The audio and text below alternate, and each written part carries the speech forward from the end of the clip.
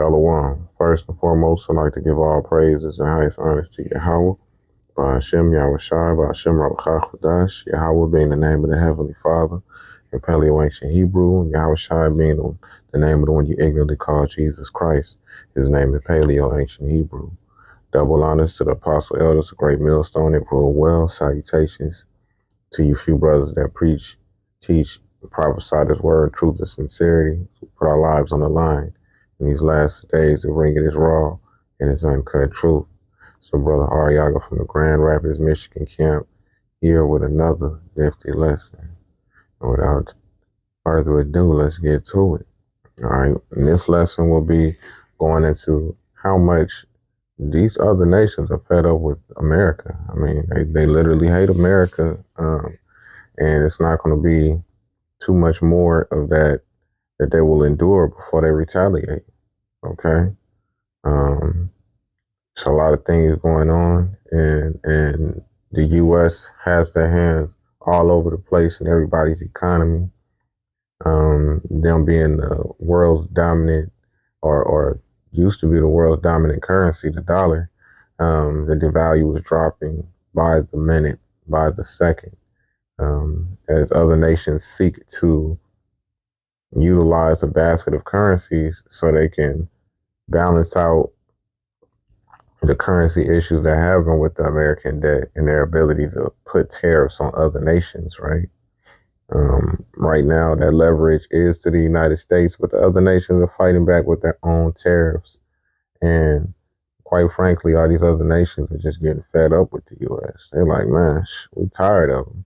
You know, what do they do to a bully? Anybody that's tired of a bully getting bullying, they're going to turn around, they're going to fire on them. And, you know, they're going to retaliate. And what you see now is the beginning of those retaliations. I mean, Trump has gone so far as to go forward and say that he wants Greenland. You know what I'm saying? And Greenland is just icy territory, but it's also a military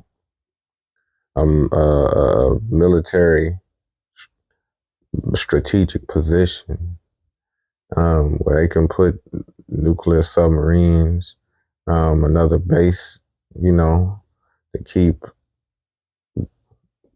up, Russia and these different countries in check from a new standpoint, because right now they're neutral, but if the U.S. gets their hands on it, they'll basically have, you know, the leverage in that region in preparation for this Third World War. All right, so let's check this out. We're gonna get into it. France has just threatened the United States of America. Macron says if the U.S. tries to annex Greenland, the French Navy will stop them. Trump reiterated yesterday that the U.S. needs Greenland, and it's no longer an option. NATO Secretary General Mark Rutte is on the side of the U.S. and says that NATO will not get involved in any matters between the U.S. and Greenland. So that's when France stepped in and said any attack on an EU nation would result in the French coming to protect them. Denmark, who owns Greenland, has also sent naval vessels out to patrol the coast. Last month, Trump sent his son and other conservative representatives to visit the island. And today, the vice president and his wife are making a very controversial visit. Trump has hinted in the past that an annexation of Greenland could come militarily. And by the way, Russian and Chinese warships have already been circling the northern coast. Macron says that the French Navy is more than prepared to defend Greenland against the United States, and even says the French might already put troops in Greenland to prepare against such an invasion. He says the French army is strong, ready, and prepared to defend any European nation against any threats, including the U.S. Right, so you see what's going on. These nations are basically getting fed up. They fed up with the things that the U.S. is doing, and now they're trying to annex Greenland, and they're like, oh, hell no. That's definitely not happening. France is not having it. Okay, and what do you see? You're beginning to see a breakup of the NATO and the EU, because what was the nation that said they won't get in between that? Let me see. The representatives to visit the island, and today the vice president and his wife are making a very controversial visit. Trump is hit side of the U.S. and says that NATO will not get involved in any matter. Rutte is on the side of the U.S. and says that NATO will. What does that say? NATO Secretary General Mark Rutte is on the side of the U.S. and says that NATO. All right, so NATO, and remember you have the EU, right? Um, so the head of the EU said, NATO said, "Hey, we're not even gonna jump into this situation, okay?" And then you had the EU, you know, they're like, "Hold on, what's going on? We can't have America doing whatever they choose to do and that annexing Greenland because if they can do that, then they just go down the line to the rest of these EU nations and take whatever they want, okay?" And so that hatred is stirring very, very deep for the U.S. amongst these nations. Let's keep going. All right, now this in particular piece right here is going into how Africa feels. So far as you said, the U.S. aid being pulled from them. Okay, and the U.S. basically pulled. You said from them, and a lot of those aids include literally AIDS medication, and different types of aid, food or what have you. And America or Africa is like, damn that. And I believe this woman is an Israelite, from West Africa, an African from West Africa. All right, because remember, Africa is just a name of a conqueror, Leo Scipios Africanos. So Ham, I don't believe she's a Hamite. I believe she is an Israelite from the land of Ham. But nonetheless, let's listen to what they have to say because they brought up some very powerful points and they're not playing. American taxpayer needs to know the billions of dollars that are being given to USAID, a fraction is making it to the people. One of the fraction, all right. Fair use, fair use. Highest profile medicine programs is PEPFAR, which both Republicans and Democrats here in Washington are really having outcries about. It was one of the signature. Apologies, hold on. All right, let's get back to it. Programs of President George W. Bush to try to respond to the HIV/AIDS epidemic in Africa. What's the view on that front? Let's look at what HIV/AIDS was used to do. We know of a program that was run out of South Africa where they actually were injecting people with the virus. The reason some of the AIDS virus spread as rapidly as it did in Southern Africa, there were some very dirty games being played on African people. They were using Africans as guinea pigs for experimental activities. Even when you look at every aspect, they're using us as guinea pigs. Yes, there is some good, a percentage of some good, but not all of it is done with good intentions. You look at agriculture, they're destroying African agriculture by introducing those GMOs. You plant your seed in one season, your soil is finished. We used to have seeds that we can use from one season to the other. The introduction of GMOs through these agencies, USAID is one of them. We're destroying Africa in a massive way. A little good is coming out, but by and large, the end result, they mean no good. They can turn around and give us an inventory and say, as long as you have been in Africa and also other parts of the world, show us your success rate. You claim you are helping governments with education and healthcare. Show us your success rate. But I also turn around and say, African governments, why do you need this little aid to assist you in providing proper healthcare, proper education? The average African government can afford to provide those services for their people. I happen to have many friends that work for USAID, both in the field but also in Washington. And I have to tell you, I know that they believe that they're doing good, that they're trying to move the needle for those that are in desperate situation and desperate conditions. Yeah, when he says that, he most likely means his Edomite friends. Okay, let's point something out with that real quick. All right, because they always quick to jump and they say, "Oh, my friends," Yeah, they believe that they're, doing some great thing, right? Hold on. All right, this is Job 20:10, and it's talking about Esau, Edom, or the so-called white man. It's in the present day. It says their children shall seek to please the poor, and his hands shall restore their goods. All right, so what they're doing with the U.S. aid is, oh, we see this issue, oh, let's help with it. they begin to make them dependent on U.S. aid, even though they have all of the resources and the abilities to take care of themselves. And with that dependency comes the illusion that a nation that has all of the resources that other nations, all other European Edomite nations have come to con away from them, that they don't have their own resources and ability to take care of themselves, but they have to depend on U.S. aid. Yeah. Look at what they did. They came and, like she said, using them as guinea pigs to inject them with HIV/AIDS. Okay? Like straight up. This is what they do. This is nothing new. And it's being exposed on an international scale. So they can't say, oh, the Africans are having sex with monkeys. That's what they used to say, things like that, when it wasn't true. It was you coming over there, you taking something that you made in the lab, developed in the lab, and injecting it into these people. Straight up.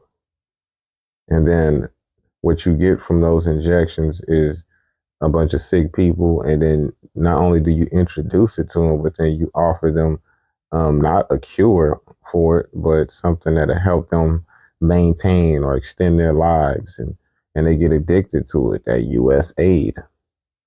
You aid in the issues that you cause. That's the problem, reaction, solution that the U.S. brings to most of these countries. Okay? Says his bones are full of the sin of his youth, which shall lie down with him in the dust. Yeah, it's in these devils' bones. You understand me? Since their conception as a nation, they've always been up to no good, mischief. Okay? And this is what you're seeing now that the nations are coming up against it. I think it's very interesting to raise the question of what the other political purposes are. But as you sort of look at the scene now, the French are very big in aid programs. As you mentioned, the British, there are also Chinese aid programs. Are all of these programs essentially power plays, and all of them need to be suspended? How do you see some of the other international programs in Africa now? Well, these are all underground covert operations. Why does Africa need them? Why do we need them? Africa has been the provider. If you look at Europe, Europe cannot survive without Africa. One situation that people don't realize, post-World War, when the US came up with the Marshall Plan, what they don't tell you is that the contribution through exploitation of African minerals was actually the biggest funder of the European Recovery Plan, ERP, aka the Marshall Plan. US contributed $13 billion, which is now present day $175 billion, which, by the way, the American taxpayer must be paid back. Nobody's asking for that money back. But what they don't tell you is that Africa, through exploitation of its resources by the Europeans, was actually a much, much bigger contribution to the European recovery post-World War II. Nobody talks about that. Why does such a continent that did so much to help Europe recover continue to be so poor? Let's be realistic here. Let's not talk about peanuts. Africa does not need the aid. What we need is for those who are exploiting Africa to stop. Africa has everything it needs. If Africa could have contributed as much as it did to the recovery of Europe post-World War II, why wasn't Africa equally developed? So what happens next, Adikana? You and I have talked about this before. Yeah, because this is an enterprise. It's a business. All right? Taking the resources of Africa to sustain their own nation is a business to this day. Okay? And when they did so with this colonialism, what they did was they separated Africa into separate nations, countries. Instead of them being one continent with a plethora of different tribes, all connected to the same or Hamitic tribes and Shemitic tribes of Israelites being on the west coast of Africa primarily, all over it, but primarily, right? What they did was they successfully divided and conquered. Okay, actually, I got a picture for that, a perfect picture for the thumbnail. Now check out this picture. It shows you just how these Edomites, because you see all Edomite hands around on this table, how they came together and they all had a piece in taking a chunk out of Africa itself. And they had their own interests. And that's why, you know, Africa speaks, they have so many different dialects and tongues. And some speak French and the other ones speak it's a couple different languages. One of them I definitely know is French. So far as, you know, every nation speaking the nation of, you know, whatever colonial nation brought, you know, that colonialism to their shores and changed their infrastructure and claimed that land as their own. All right, because you can't discover a land that's already been discovered. Discovering the land would say that, you know, it would incorporate you finding a place that, you know, was uninhabited previously, which they obviously didn't do. All right.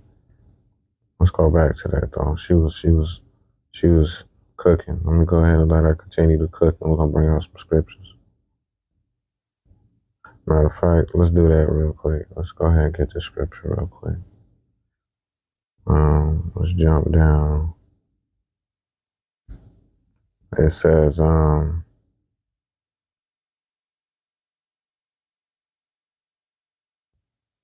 this is Job 20 and 12. Though wickedness be sweet in his mouth, though he hide it under his tongue. Yeah, because they always acting like they care about, you know, especially so-called Negroes, Latinos, natives, when in all actuality, like it says right here, though he spare it and forsake it not, but keep it still within his mouth, right?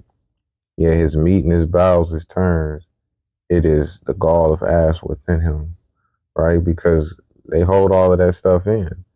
And honestly, it makes them sick. That's why I say, like, hey, I wonder why you different Edomites is not just dying from these GMOs and these different chemical foods, and 5G and what have you. Like, yo, embrace your nationality. Embrace the fact that you have a shameful history.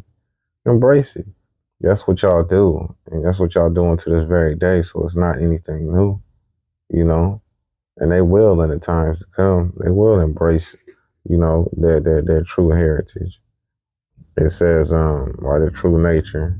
It says he has swallowed down riches, and he shall vomit them up again.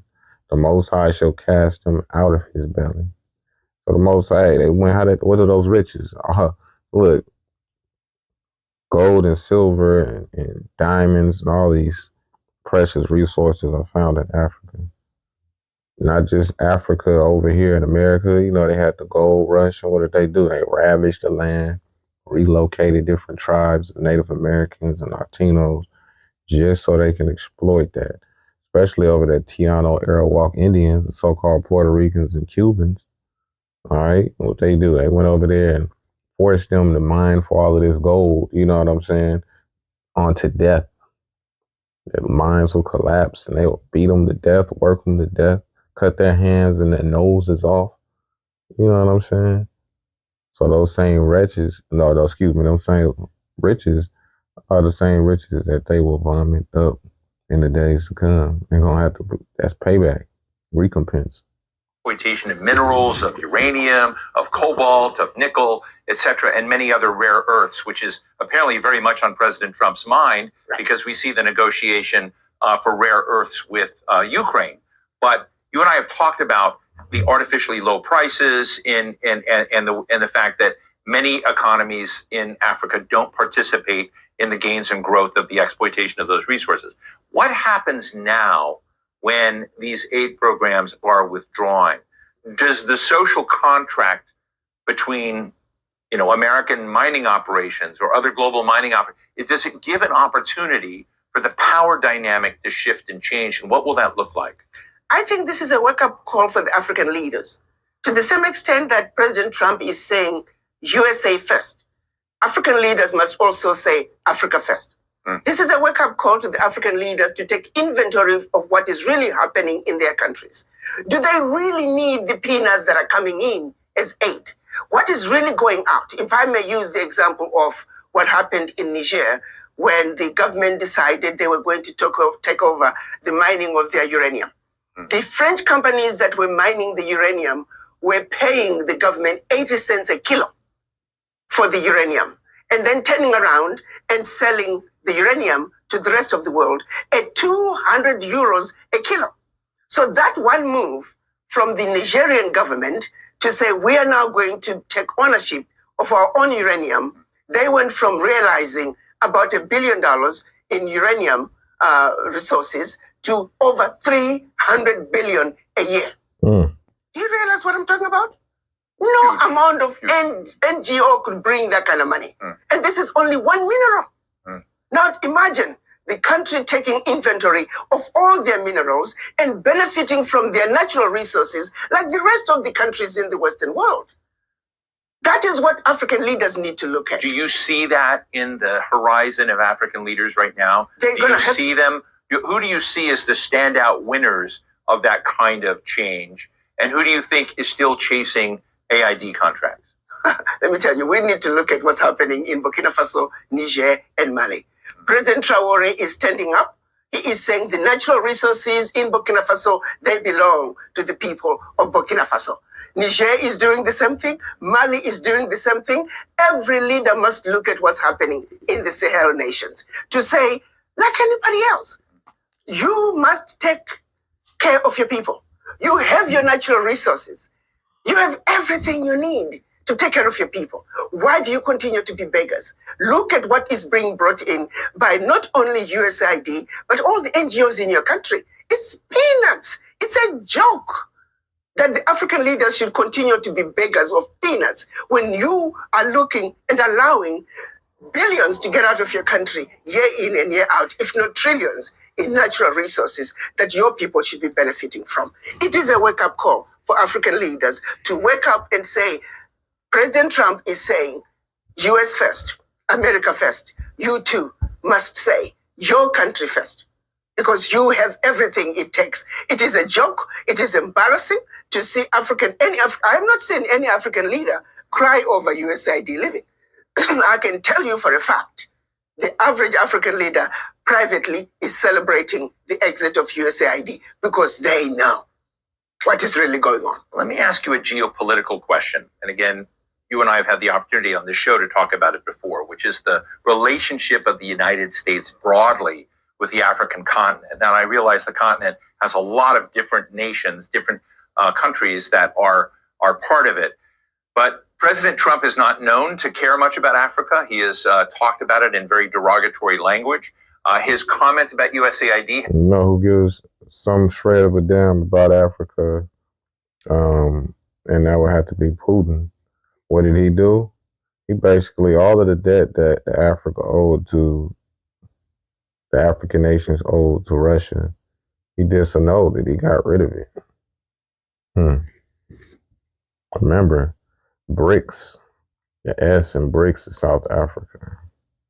They've had nothing to do with Africa. They've had to do with downsizing the scale of government and the perception of corruption and policies that are not consistent with his own. He's not framed any of this in terms of African needs or whatnot. So when you think about that, what do you think is the possibility of changing the dynamics of the relationship between the Trump administration and African leaders when it doesn't seem to be on his radar screen? To be honest with you, why should African leaders care? Why should Trump care about Africa? He shouldn't care about Africa to the same extent that the African leaders really shouldn't care about a relationship either. If the relationship can be worked out, that's wonderful. But if President Trump is saying, I have a mandate from my own people to take care of my people, and I'm doing what I need to do to take care of my people, African leaders need to take that same position. You see, it takes two to tango. If President Trump does not want a relationship with Africa, Africans shouldn't be begging for it. Are you with me? Do you think this will transmit to the way Africa deals with Europe?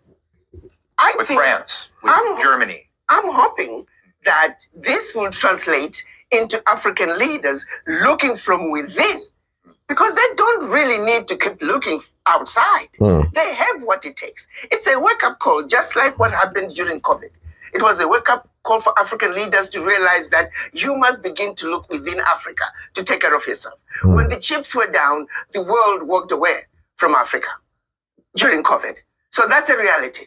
No supplies were coming to Africa. Africans were not manufacturing anything, and African leaders were forced to look from within. This, I'm hoping, is another wake-up call where African leaders also begin to realize we must look from within. But let me underscore this. The average African leader and majority of leaders of developing world, I can tell you, they are celebrating the exit of USAID, and we hope that there will be exits of many other NGOs that are carrying out nefarious activities in Africa and anywhere else in the developing world in order to further the agendas of their governments, which is to continuously destabilize, divide, and conquer. To be quite candid. And that's what it's all been about. It's about destabilizing them and making them dependent. Okay. This is one of the weapons. This is one of the wine, all right, of the harlots of Babylon, or the harlot of Babylon. All right. Once they catch up to the philosophies that they place on these nations, and the nations realize how many lies they fed them, they're starting to wake up, man. And they realize we don't need you. And this is why we're going into the Third World War, because the more that these nations wake up to this fact, the more that they will start revolting, rebelling. And now America's put in a position where they have to reapply that authority that they once had. And they're not the number one nation anymore, you know? And this is really driving them crazy, okay? This is driving them mad. A little bit more on this. We're going to get to something else. Let's go. Ambassador, much of the world looks at the African continent as a gold mine, as a diamond mine, as a mine for precious materials and resources, which we've talked about. One of those other major powers, rising powers in the world, is China. All right. So what do you say? They look at them like a gold mine, right? I'm like, hey, we see what you got. We want that, right? That's the mind state of these Edomite nations over Africa, Micah 2:2. And they covet fields and take them by violence, and houses and take them away. So they oppress a man and his house, even a man and his heritage. And that heritage is his land. All right, that's what they do. That's what they're notorious for. Therefore, thus saith Yahweh, behold, against this family do I devise an evil, behold, against this family do I devise an evil, from which ye shall not remove your necks, neither shall ye go haughtily. For this time is evil. Yeah, we're in a dark time right now. The darkest time, to be exact. And that's what they've been doing. They've been oppressing a man and their heritage. They covet their goods, right? It says you covet fields and take them by violence, and houses, take them away. All right. And they oppress a man in their houses and their heritage. But now that they see a way around this, and they realize that they don't need that aid anymore, they're no longer underneath that illusion. Now it's going to be an issue to the U.S. because they're no longer able to pull the games that they were before with the tariffs and finding ways to cheat them out of their uranium and their money and their gold. And that's going to be the same for these other EU and NATO nations. Check this out.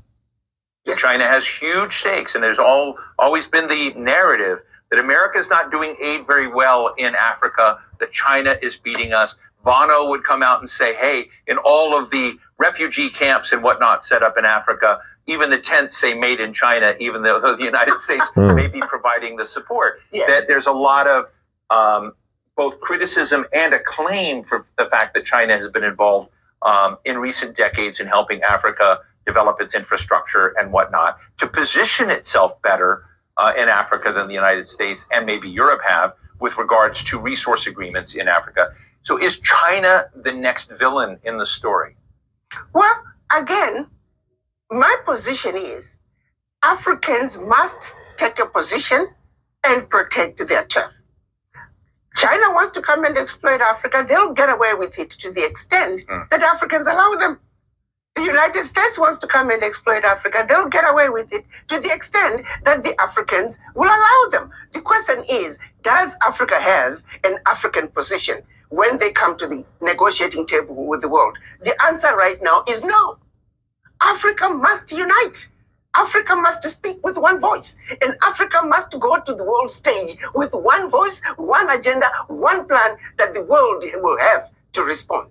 But as long as Africa is going to the world as little bitty little countries, as Togo, as Eswatini, as Guinea-Bissau, Africa is fighting a losing game.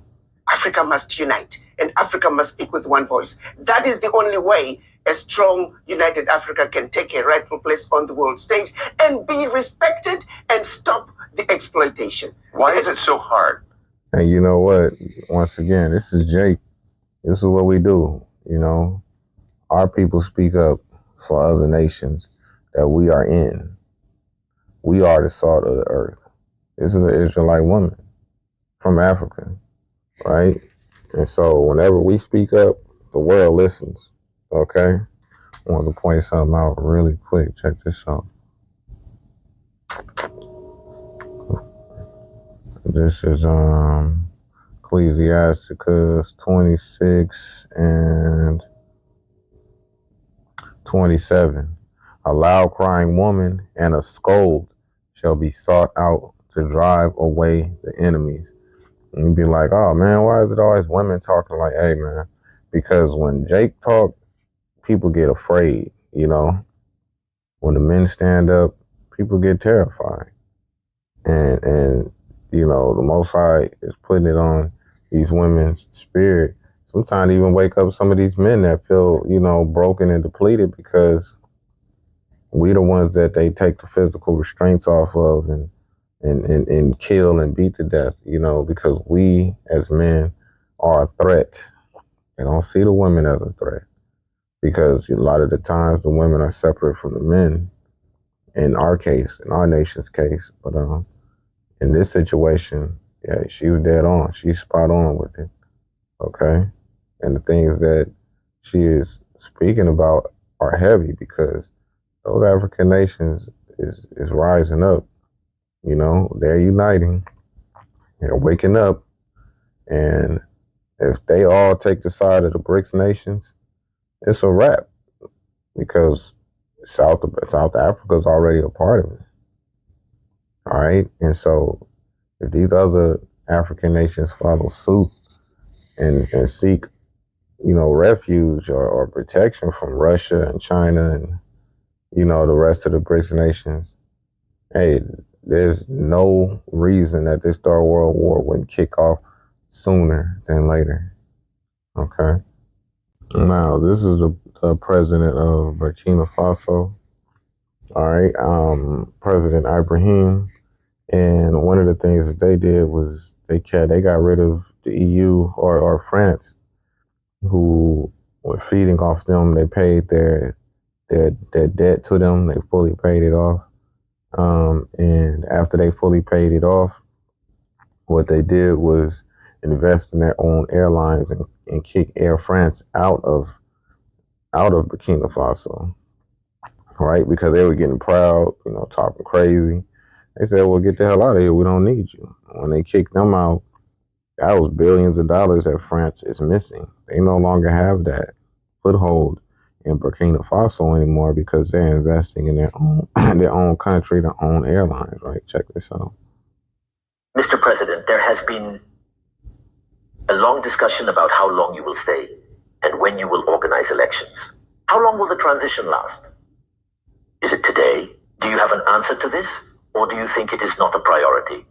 For you, how long will Captain Ibrahim Traoré be in charge before organizing elections to step down? I was going to ask you a question in return before answering you. I'm not here to answer questions. Sir, it's a debate. It's nice. If today, in 6 months, we decided to abandon the people, you, as a very objective man, aware of our situation, what would you say? What would your comment be? Honestly, I prefer to stick to that, even though you know my true thoughts. All right.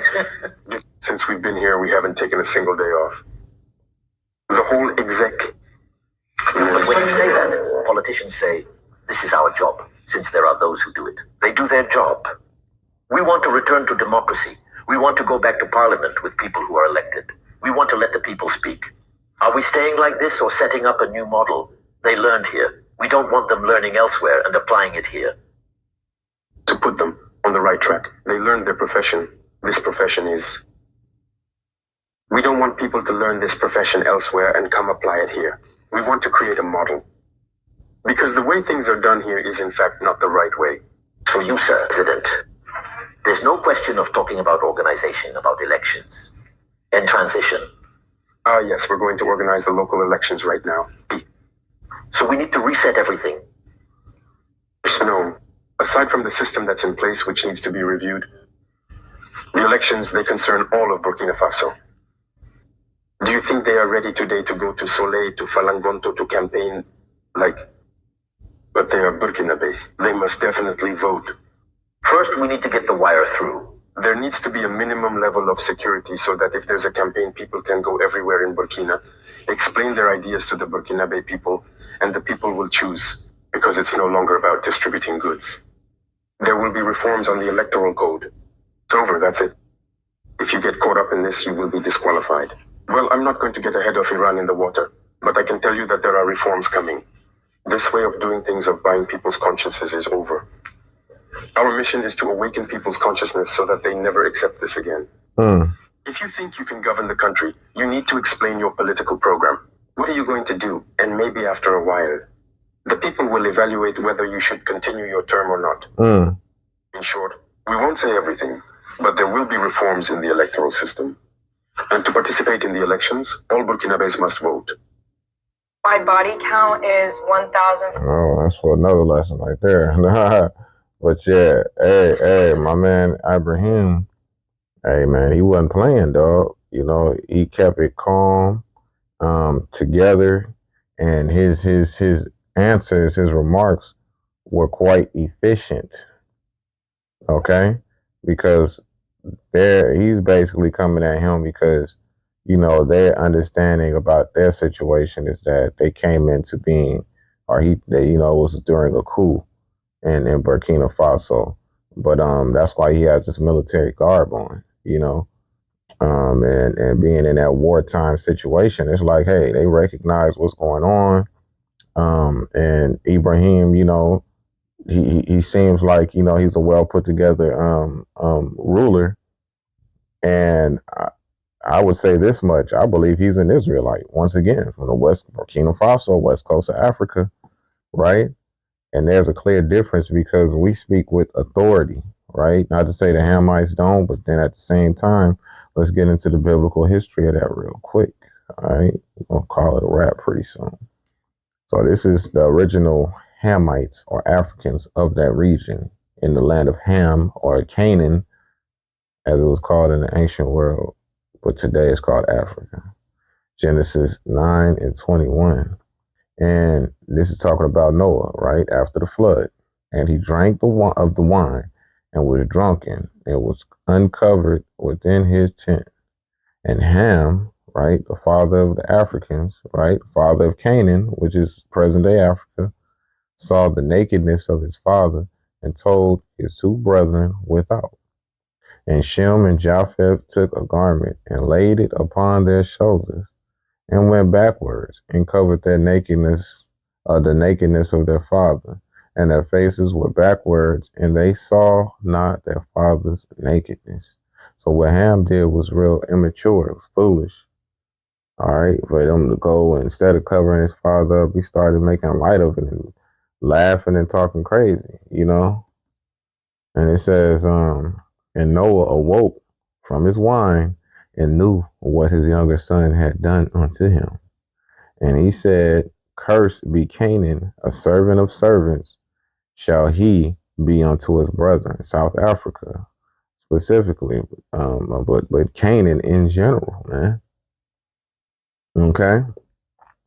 And, you have people wondering how can somebody come and just divide up a continent as powerful and as large as Africa, divide and conquer. Also because of this curse. All right, so it says, and he said, blessed be Yahweh, God of Shem and Canaan, shall be his servant. And that's what they've been ever since this day. That's why they're able to come and take advantage of the land of Ham, aka Africa, like they are. It says, God shall enlarge Japheth, and he shall draw in the tents of Shem, and Canaan shall be his servant. So this is why you see them in a servant aspect underneath the system, the current colonial system that they have present today. This is Psalms 49 and 10. For he sees that wise men die, likewise the fool, and the brutish person perish, and leave their wealth to others. The inward thought is that their house shall continue forever, and their dwelling places to all generations. They called their lands after their own names. Once again, Esau, Edom. They'll go to a continent and just change all the names. Like Ethiopia, they're not called Ethiopians. They were originally Cush. Ethiopian just means black face. It's Greek for black face. Just an example, right? It says, put yourselves, Jeremiah, right. So all generations and called their names, their lands after their own names, right? Africa in itself, Leos, Scipios, Africanos, right? Look his name up, man. Google me. And this is why it's going to come to this point right here, Jeremiah 15:14. Put yourselves in array against Babylon, today present America. It says, round about all ye that bend the bow, shoot at her, spare no arrows, for she have sinned against Yahweh. And that's those nuclear missiles, man. All right. Present day arrows that it speaks of, it's talking about nuclear missiles. It says, shout against her round about. She hath given her hand. Her foundations are fallen. Her walls are thrown down. For it is the vengeance of Yahweh. Take vengeance upon her, as she has done due unto her. And that's going to be the ultimate payback, the recompense for this place. For all of the wickedness that is done to the nations are going to return that favor in this third world war. Cut off the sower from Babylon, and him that handleth the sickle in the time of harvest. For fear of the oppressing sword, they shall turn everyone to his people, and they shall flee everyone to his own land. And that's what you see in that separation come now. Okay? Even as we get closer and closer to this third world war, they're forcing a lot of these migrants to their own countries. But as war begins to break out more and more, and they have, the draft kick in and all that, and shit get real over here, people are going to start running back to their own nations, man. Okay? Because they're going to be like, oh, we don't want nothing with this shit. This place is going to get jacked up, Obadiah 1:1, a vision of Obadiah, thus saith Yahweh Shem Shai concerning Edom. We have heard a rumor from Yahweh, and an ambassador is sent among the heathen. Arise ye, let us rise up against her in battle. And this is the way these nations feel, and these ambassadors are the men of the Lord telling you the truth as we tell you right now. Behold, I have made thee small among the heathen, thou art greatly despised. All these nations are coming against Edom. They're greatly despised, starting with Jerusalem, the inhabitants there, which are small hats, and Jewish are stirring up a lot of trouble, right? All the way out to every Edomite nation. It says, the pride of thine heart hath deceived thee, thou that dwelleth in the cleft of the rock, whose habitation is high, that saith in his heart, who shall bring me down to the ground? And that's the pride of Esau, Edom in general. Though thou exalt thyself as the eagle, and though thou set thy nest among the stars, Thence will I bring thee down, saith Yahweh. If all right, and jumping down just a little bit. Obadiah 1:6. How are the things of Esau searched out? How are his hidden things sought up? All that hidden history is coming out about everything these devils did and all the dirt that they did. That's why they want to get rid of it, especially in these school systems. And they're trying to privatize these school systems so each school can get rid of that shameful spewing on their history, you know. It says, all the men of thy confederacy have brought thee even to the border. The men that were at peace with thee have deceived thee and prevailed against thee. They that eat thy bread have laid a wound upon thee. There is none understanding in him. Like it says, all the men that of thy confederacy have brought thee even to the border. The men were at peace with thee have deceived thee. That's going to be the ultimate judgment on this place, because all of those other nations, they're going, they trust me, they're talking behind the scenes like, hey man, we can't stand these motherfuckers, man. We got to do something. And they just abide in the time, waiting for the perfect moment, and they're going to move in unison against this place. It says, shall I not in that day, saith Yahweh, even destroy the wise men out of Edom, and understanding out of the mountain of Esau, the nation of Esau? It says, and thy mighty men, O Teman, shall be dismayed in the end. Everyone of the mount of Esau may be cut off by slaughter. Yeah, coming into this, look, this ain't no small thing. This is going to be a very powerful thing, right? And the closer we come to it, like it's really, we're in the midst of it. Okay. Zechariah 11:5. Whose possessors slay them and hold themselves not guilty. America don't hold themselves guilty for all of the points and the facts that she was bringing up. They like, man, shit, just take the aid back.